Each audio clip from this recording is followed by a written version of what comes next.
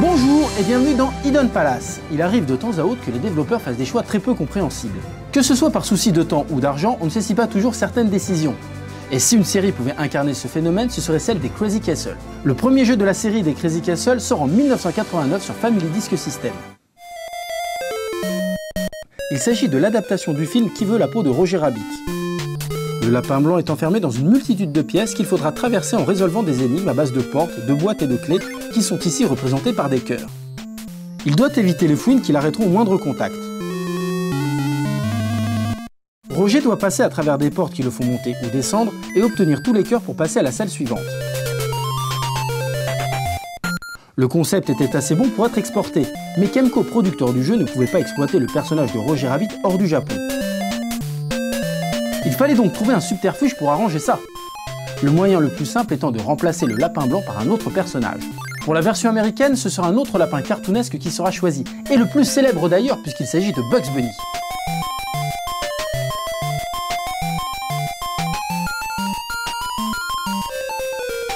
Kemco en fera la figure de proue de leur nouvelle série Crazy Castle. Cette version occidentale sera alors le premier jeu à porter ce titre. On ne note que quelques différences anodines comme des changements de sprite. Les cœurs sont remplacés par des carottes et les ennemis sont désormais des personnages de la Warner comme Sylvestre le chat.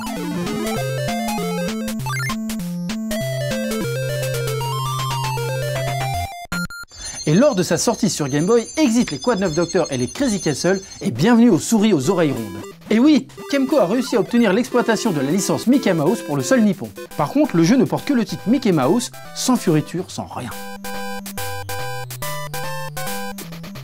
On retrouve le même principe de jeu que dans la version NES. Parcourir un château aux portes qui mènent de haut en bas et utiliser des gadgets pour se débarrasser des ennemis. Sont présents dans le casting le grand méchant loup ou encore les Rapetous, c'est-à-dire des méchants qui ne sont pas trop dans l'univers de Mickey. Le jeu sortira également aux États-Unis, mais comme c'est toujours Capcom qui a la licence Disney entre ses mains, Kemco va devoir rappeler le lapin insolent. Autre petit détail amusant, la musique d'intro avait été changée entre Roger Rabbit et Bugs Bunny sur NES. Or, dans cette version Game Boy, le thème d'intro de Bugs Bunny est le même que celui de Roger Rabbit sur Disk System. C'est à ne plus rien y comprendre.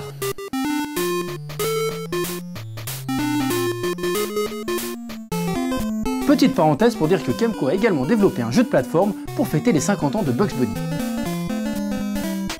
Bien qu'il ne fasse pas vraiment partie de la série des Crazy Castle, il en emprunte certains mécanismes. Bugs armé d'un maillet doit en découdre avec les autres Toons de la Warner.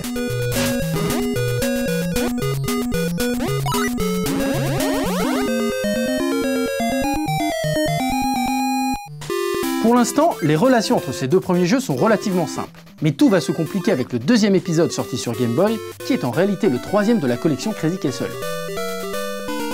Au Japon, ce sera bien entendu Mickey Mouse 2.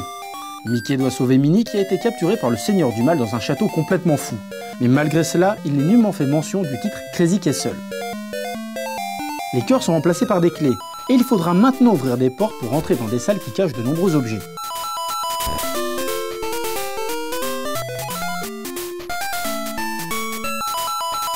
La version américaine gardera Bugs Bunny comme héros qui lui devra affronter son ennemi de toujours, Hazel, la vilaine sorcière.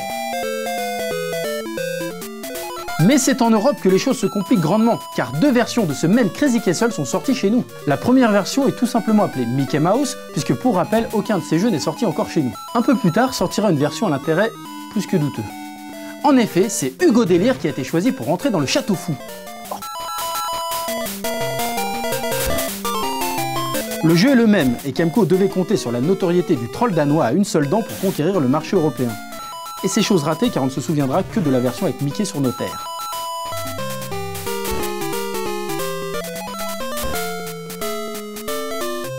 Pour compliquer le tout, Kemco a décidé d'appeler son prochain jeu incluant Mickey Mouse 3 Yume Fusen. Et ce n'est pas du tout un jeu en rapport avec les Crazy Castle puisqu'il s'agit d'un jeu de plateforme classique. Et là, ça devient problématique, car c'est ici que se déroule le plus gros nœud de la série des Crazy Castle. Alors, on se concentre un peu. Kemco peut exploiter la licence Mickey Mouse. Le problème est qu'ils ont déjà nommé leur Crazy Castle Mickey Mouse suivi d'un chiffre. Alors ce troisième volet Yume Fusen nous embête un peu, car il casse complètement l'organisation des jeux estampillés Crazy Castle.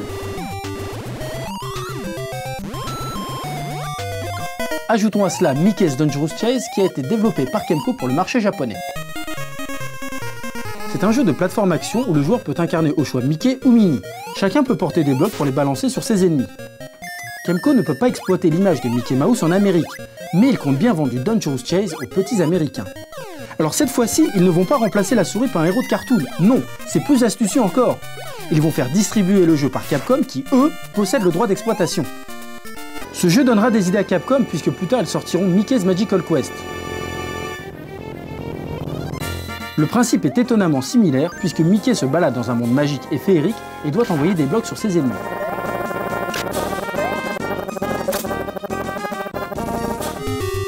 Mais revenons au Mickey Mouse 3 sur Famicom. Kemco a une fois de plus décidé de changer de héros suite au problème de localisation. Mais là, ce sera un héros créé de toutes pièces pour l'occasion. Il s'agit de Kid Clan et du coup, toutes les références à Disney dans le jeu ont disparu.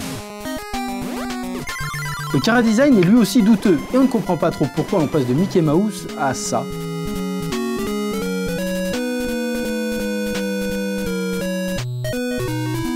Toujours est-il que Kid Clan sera réutilisé et heureusement redessiné plus tard pour avoir sa propre série de jeux. Les employés de Kemco auront donc créé malgré eux 2 séries de jeux parallèles. Mais revenons-en à notre château fou. Enfin presque. Car encore une fois, Kemco sort un jeu calqué sur le principe de Crazy Castle, mais ne lui donne pas cette mention qui semble être réservée à Bugs Bunny. Mickey Mouse 4 Maho no Labyrinth sort sur Game Boy japonaise en 1992. Mickey et Minnie se baladent dans un château lorsque soudain, Mickey tombe dans un piège. Heureusement, il trouve une foreuse magique capable de faire disparaître les pierres.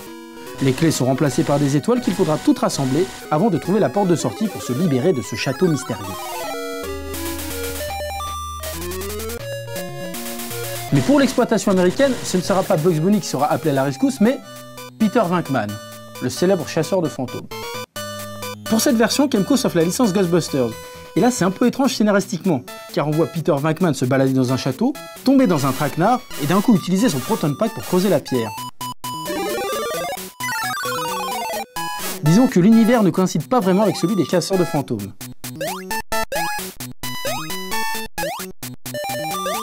En Europe, Kemco utilise la licence Garfield. Garfield et Odie se baladent dans un château et Garfield tombe dans un piège. Et il trouve la foreuse magique. Et une fois de plus, l'ambiance du jeu ne correspond pas vraiment à celle de la bande dessinée. Et on se demande encore comment Kemco est arrivé à demander la licence Garfield. Décidément très inspiré, Kemco développe un nouveau Mickey Mouse 5 Mao no Stick. On y incarne toujours Mickey qui doit sortir d'un château fou, mais cette fois-ci il possède une baguette magique. Cette dernière transforme des joyaux en items et autres bonus de vie. Le but est de trouver des morceaux d'images magiques à assembler à la place des clés magiques des épisodes magiques précédents. Le jeu sortira même en Occident sous le titre Mickey Mouse Magical Wands. Et non, Bugs Bunny n'a pas réussi à s'infiltrer cette fois-ci. Le 7e volet de la série des Crazy Castle est sorti la première fois au Japon sous le titre Soleike Kid Go Go Kid et ne met pas en scène un personnage de dessin animé ou de bande dessinée. Ce jeu remet Kid Clown sur le devant de la scène, et ce qui est étonnant, c'est que ce même héros est inconnu des Japonais, puisqu'il remplace Mickey dans la version américaine de Mickey Mouse 3. Aux États-Unis et en Europe, c'est Bugs Bunny qui revient dans Crazy Castle 3, alors qu'il s'agit du 7e volet de la série. Enfin bon. Chose plus étonnante encore, le jeu ressortira au Japon sous le titre Bugs Bunny in Crazy Castle 3. Il profitera quand même de la colorisation Game Boy Color.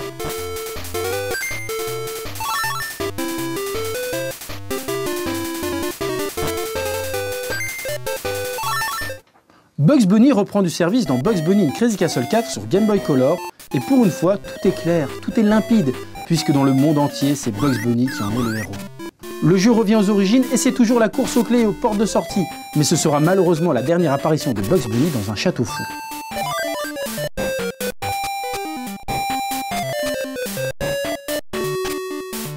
Le dernier épisode de la série accueillera un tout nouveau personnage, un peu en perte de popularité puisqu'il s'agit de Woody Woodpecker in Crazy Castle 5. Et là, on se demande encore une fois quelle est la logique d'un tel titre, puisque le titre Crazy Castle semblait réservé à Bugs Bunny jusqu'alors. Le jeu reprend le sempiternel principe des clés et des portes, mais ici tout est laid. Le sprite de Woody en pré-rendu sur un fond en pseudo 3D avec des éléments de décor en 2D sommaires auront fini par agresser les yeux du joueur le plus vaillant. Il s'agit aussi du dernier épisode de la saga Crazy Castle.